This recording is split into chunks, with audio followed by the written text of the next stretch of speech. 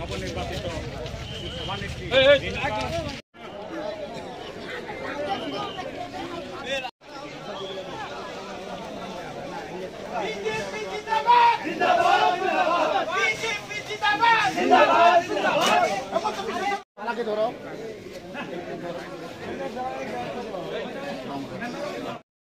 আমাৰ স্ত্ৰী ৰেণুকা খাতুনৰ মেম্বাৰ বিলাকৰ মেজৰিটিৰ সমৰ্থনত আজি প্ৰেচিডেণ্ট বনালে। ইয়াৰ যোৱা পঞ্চায়তৰ আগৰ পঞ্চায়তৰ প্ৰেচিডেণ্ট আছিল। আমাৰ যোৱা পঞ্চায়তৰ আগৰ পঞ্চায়তত আমাৰ কাম কাজত সন্তুষ্ট হৈ ৰাইজে ইজনেও তাত মানে প্ৰেচিডেণ্ট হিচাপে নিৰ্বাচিত কৰিছে।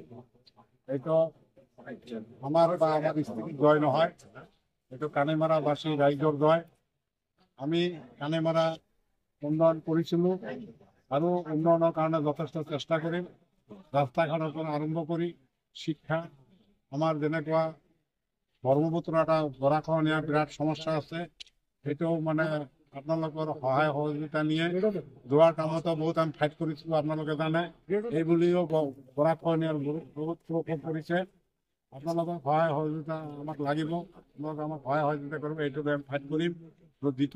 জিপিৰ উন্নতি কল্পে যিখিনি কৰিব লগা আছে আমি কৰি থাকিম। কোনো ৰাজনৈতিক দলৰ সমৰ্থনত আপোনালোকৰ এইটো কমিটি গঠন কৰিছে? নিৰ্দলীয়ৰ পৰা মানে আমি পাৰ হৈছোঁ। আজি বিজেপি দলৰ সমৰ্থনত আমি আজি শপত গ্ৰহণ কৰিম।